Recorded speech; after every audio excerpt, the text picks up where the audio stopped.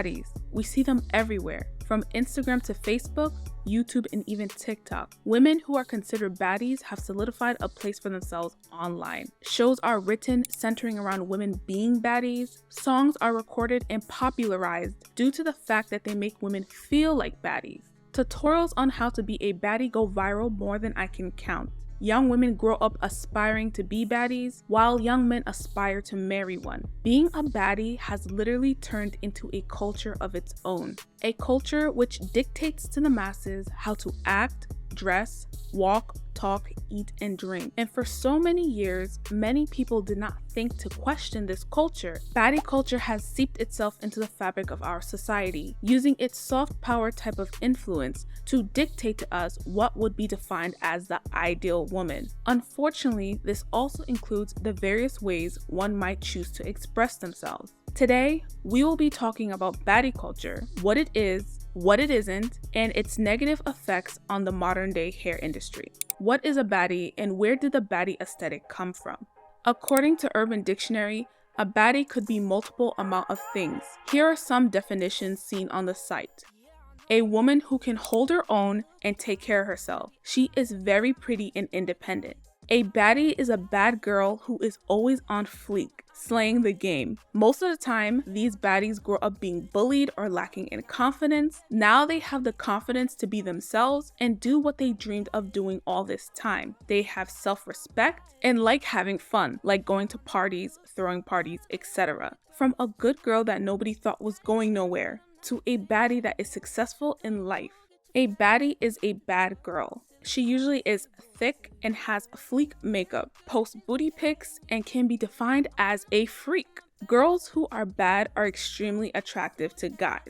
A person, typically a girl, on social media that typically wears a hat of some kind and Nike jackets or something like that. Usually a lot of makeup and has very fleeked eyebrows, has acrylic or fake nails, and is very pretty. Kylie Jenner is a great example of this. According to Aesthetics Wiki, a baddie is an aesthetic personally associated with Instagram and beauty gurus on YouTube that is centered around being conventionally attractive by today's beauty standards. Because of the trendiness of this aesthetic, it can often have parallels with other trendy aesthetics. Although all of these descriptions vary, they are all correct in a sense. In the beginning of baddie culture, there was not just one sole look that made a woman a baddie. Don't get me wrong, there were certain boxes that women had to fit into in order to make it into the baddie category, but they did not have to have every attribute often required of the modern day baddie. Back when Instagram was not taken as seriously and treated as a joke by the elites, when normal people actually interacted with authenticity on the site,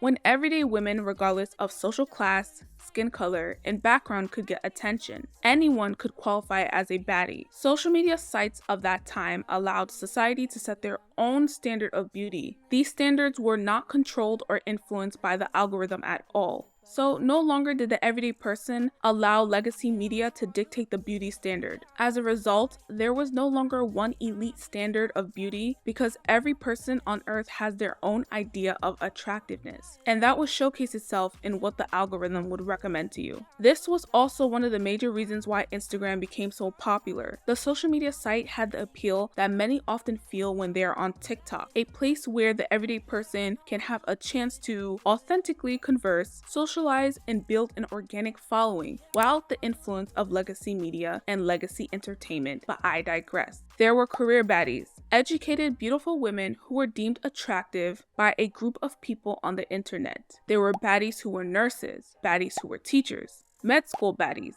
lawyer baddies, baddies who told the weather, baddies in tech, baddies in science. There were also baddies in business, baddies in fitness, the list goes on and on. Besides career baddies, there were also everyday women who were not in school, who lived normal lives who were baddies. There were actual bad girl baddies. And there was what I would refer to as industry baddies. Women who were part of the entertainment industry that garnered a lot of attention for their dangerous looks, figure, and fashion. As to where this aesthetic came from, there is a lot of conversation about this, but it is generally believed that baddie culture is a mixture of hip-hop and R&B trends that were made and popularized by Black Americans in the 90s, 2000s, and 2010s. as well as copied looks and personal aesthetics of popular artists, music video models, and urban magazine models of that time. It is not a coincidence at all that a lot of the qualifications to become a baddie align with the standard of beauty for women found in those industries. A lot of people seem to credit the Kardashians and the Jenners for baddie culture, but I do not believe this is true. 99% of this aesthetic used by this family was actually taken, repackaged, and sold to the mainstream public, allegedly. So who do you think is credited for establishing this trend? I would love to know. Let me know down below in the comment section. Yeah, I know I look good.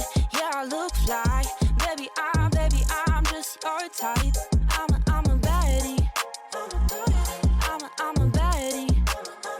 Yeah. As I said before, in the early days of baddie culture, there was some form of diversity in what people consider to be a baddie. A lot of women who became popular came with their own signature look, their own ways of styling themselves, and most importantly, their own way of styling their hair. Unfortunately, that wouldn't last for long. Within just a few years, there became one version of a baddie that many popular women on social media began to adhere to. This new standard began to negatively affect the hair industry in many ways, the first of which was making lace or lace front wigs a major must-have for those who wish to fit into this aesthetic.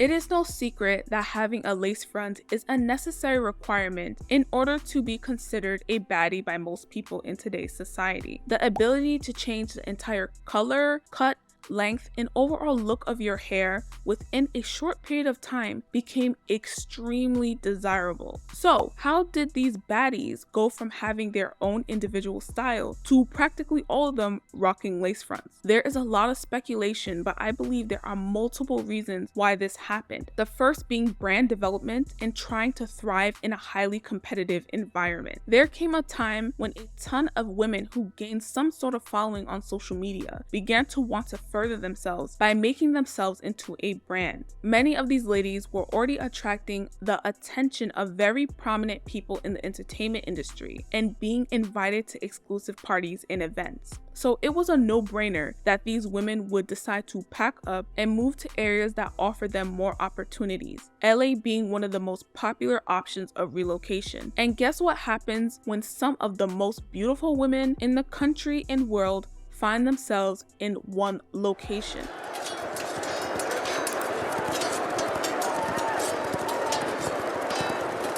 Yes, there is an all-out war because in such a controlled industry, there tends to be a ridiculous amount of toxic competition, allegedly, where only a handful of women can be the queen bees. As a result, we begin to see some of the most beautiful women alter themselves in order to compete in such an environment.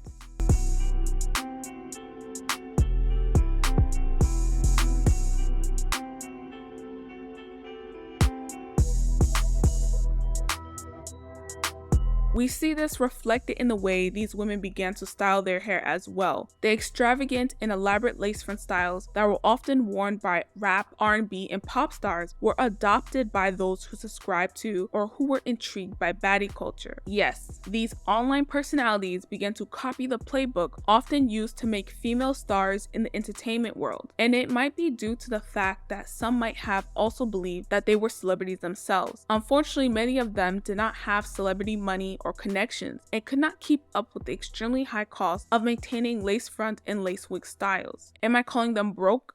No, I am not. Many of these women might have come from middle to upper middle class families. What I am saying is that they may not have had the funds to maintain the image they wish to curate for their audience. Imagine you are trying to thrive and compete in a place where most women can spend your one parent or both of your parents' year's salary in just a day. This is what these women were up against. You might have been considered well off where you came from, but in the land of the rich and the famous, your father or mother's six-figure salary looks quite meager. Now imagine coming from a family of humble beginnings, but I digress.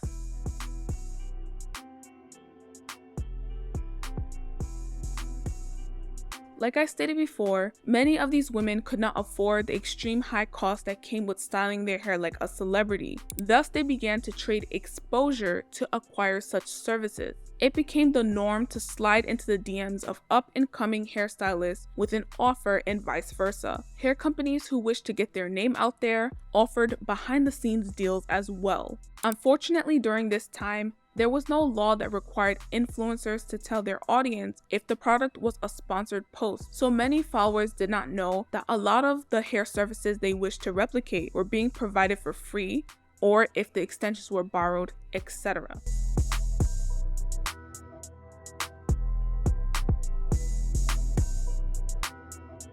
A second major reason why most of these social media personalities began to wear lace fronts is because lace fronts quickly became a symbol of wealth. As I stated before, the excessive, elaborate, and unique hairstyles often sported by women in the entertainment industry cost thousands of dollars to install, style, and maintain. Many of these artists never wear the same hairstyle more than twice, and most do not wear the hair they either buy or receive for free more than a handful of times. Imagine only wearing a $3,000 wig 5 to 6 times. Couldn't be me. I'ma wear that wig for 5 to 6 years. Social media stars quickly adopted this behavior surrounding wigs, the behavior of constantly changing out colors and styles in order to garner attention. Kylie Jenner adopted this tactic as well and showcased it to mainstream society, which became one of the more prominent reasons for her rise in internet popularity. As the years went by, the hairstyles became more dramatic and more eye-catching. Popular entertainers began to wear things like extremely long human hair wigs and extremely long braids. Influencers wishing to capitalize off the trend would quickly sport these looks, once again signaling and reinforcing to mainstream society what it looked like to be a baddie. Regular women who followed these influencers and had expendable income, meaning they either had a well-paying job or career, worked overtime, took out loans, saved up, used income from family or a boyfriend, etc., sought to achieve these looks by any means necessary. By acquiring this type of style, they became the standard of beauty within their individual communities, a standard of beauty that was drenched in classism. Unfortunately, many people did not recognize that many of these lace front and lace wigs did not make a lot of these women more beautiful by enhancing their God-given beauty, but rather many were dubbed beautiful because these hairstyles came with a message that promoted elitism and classism. I am attractive because I have access to things that you could never afford. A culture that included often boasting about the ability to buy hair, wear it, throw it out, and spend another $3,000 for a brand new one within days. From Kayla Nicole stating in her hit single Bundles, featuring Taylor Girls and Flo Milli, Bad Beat, A-Fat, 40-inch hair, yours came in a pack.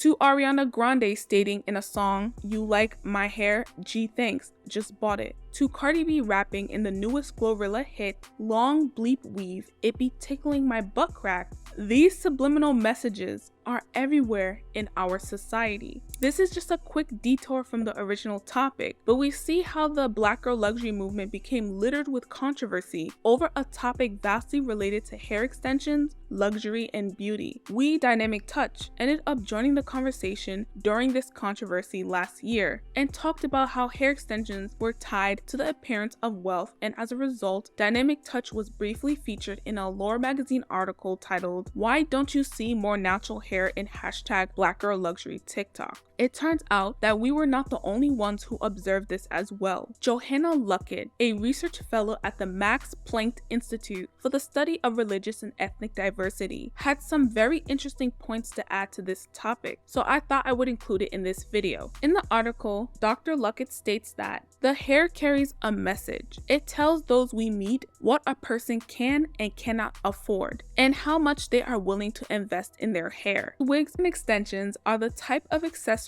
people in the know would be able to identify as expensive, kind of like a Birkin bag, Dr. Luckett suggests. A weave made from human hair extensions costs several hundred, if not thousands of dollars, she says. Given the price tag attached to some weaves, it is easily conceivable how they would become a way of making class distinctions visible. And even if you're not balling like that, being able to cop a few nice bundles to cherish is still a luxury worth showing off. And social media offers an enticing platform on which to do it if you are so inclined. Black women have been using their hair as a way to signal status throughout history. This is just a modern iteration of the phenomenon.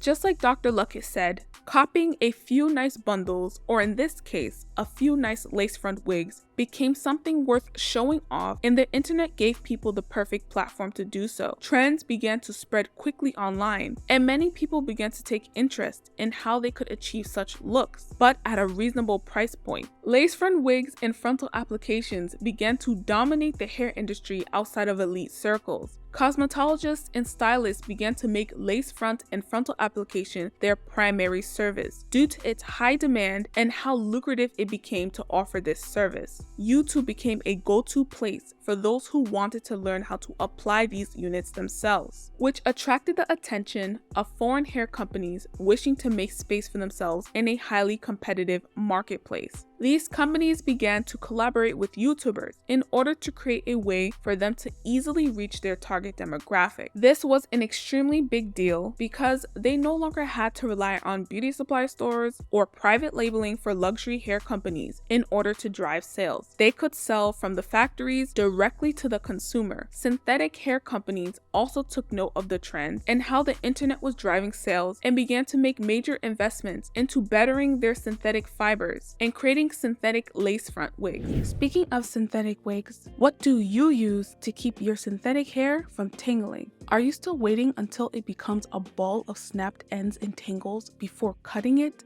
dipping it in fabric softener, or applying baby oil? Well, with fiber oil, those days are over. Fiber oil allows you to quickly smooth out even the worst rated disheveled, frizzy synthetic hair, allowing your comb to glide through the bundle with ease.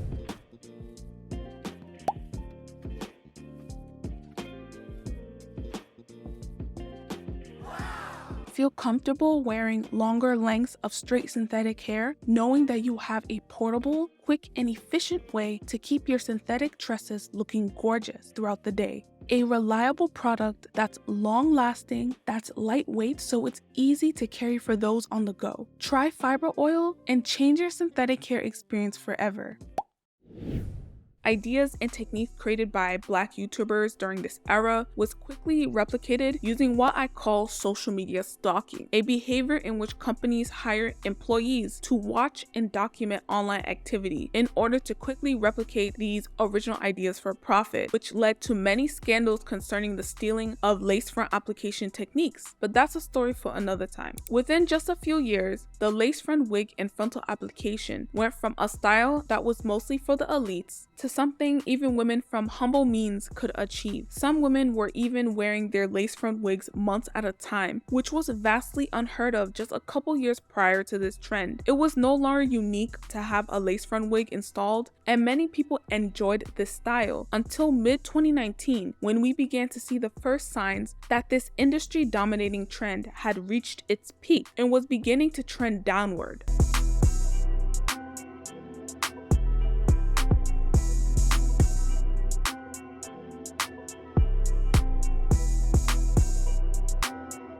As I stated before, baddie culture had made the lace front the standard of beauty, and although wearing lace front wigs had some positive traits to it, like allowing women who were natural to change up their style without having to flat iron their hair, for many, the negatives outweighed the positives. The first negative being a decrease in styling services. A lot of new hairstylists chose to focus solely on what was most popular. All of a sudden, it became rare to find a hairstylist or cosmetologist close to home who knew how to provide basic services like an old school sew-in or a keratin treatment. Hairstylists and cosmetologists began to adopt bad business practices like requiring women to wash and blow out out their own hair before arriving to their appointment became the norm. Some hairstylists would lie about the lace front services they were capable of providing in order to make money. For example, I don't know how many stories I have heard from women about how they went to a stylist who said they knew how to install a glueless lace front and promoted such skills on their social media accounts, only for it to be a lie and for them to lose their edges from the glue. Incredibly high prices became the norm. As we saw from the discussion earlier, frontal wigs and frontal application services have always been a style of the wealthy, but with the rise in its popularity, it became easily accessible to the everyday person. Unfortunately, that did not result in bringing the prices of the services down, even though many everyday people feel as though the price for installs should be reduced. The second negative consequence of making lace front wigs the standard for baddie culture is how it normalized extreme forms of hair and scalp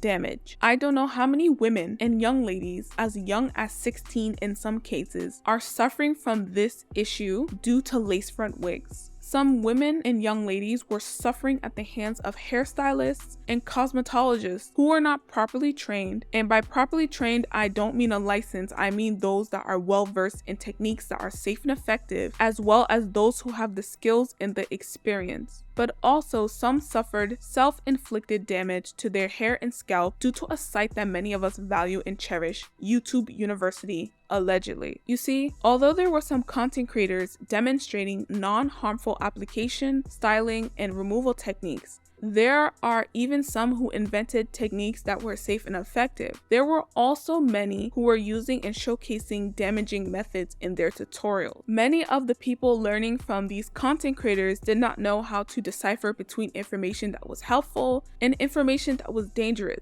And as a result, a lot of women began to damage their own hair. Some content creators even made it seem like it's normal to rip off your wig without proper adhesive removal beforehand, thus normalizing seeing young girls and young women rip off their edges online. We began to see and hear about horror stories concerning discoloration and balding, partially due to beauty supply stores selling counterfeit products and counterfeit glue products allegedly. Young ladies and women would use these tools because that's what everyone else was using, and as a result, they would suffer from various types of scalp and skin issues we rarely or have never seen before. For some reason, no one talks about the long-term effects of rocking lace fronts and some closure wigs over a long period of time, and how the constant friction of the wig on your hairline or nape can lead to hair thinning over time, even if you are very careful. This is why women who are cautious about wigs switch to silk lining, or they give their hairline a break. The worst thing about the lace front wig trend was that it led to many women neglecting their hair, which could possibly be due to how much effort and time it takes to maintain this hairstyle. Thus, it is now common to find even young ladies in high school suffering from extreme forms of hair loss.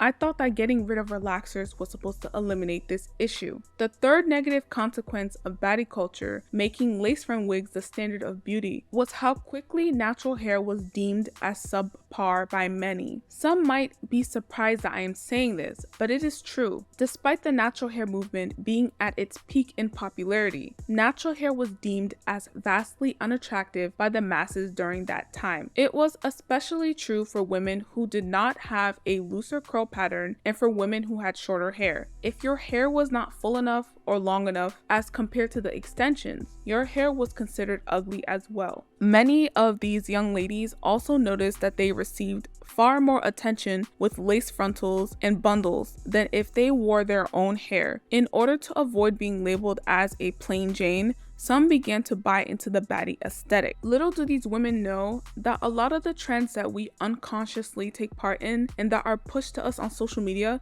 do not translate well in real life. It's just like when many of these women get certain or too much cosmetic work done. It looks good in pictures and in videos in some cases. But when you meet some of these individuals in real life, they can sometimes look very unnatural and kind of scary. The same thing applies to hair trends. How many times have I heard that young women were fooled into believing that a certain makeup routine would make their face look completely blemish-free or poreless? Or how many women go in to get their first lace front installed and adhered down only to be very confused about how the lace front looks? Situations like this happen because a lot of these hairstyles focus on excessiveness and the hairstyle being seen as a status symbol, rather than if the hairstyle enhances your beauty, whether it keeps your hair healthy, and whether it is practical enough to fit into your day-to-day life. Also, I would like to point out that a lot, but not all, of your favorite influencers do not actually wear some of these hairstyles in public or as often as you see in their pictures and videos. They post pictures and videos of it to garner attention, to gain traction from taking part in a trend, or for shock value, then immediately take it off after the photo shoot.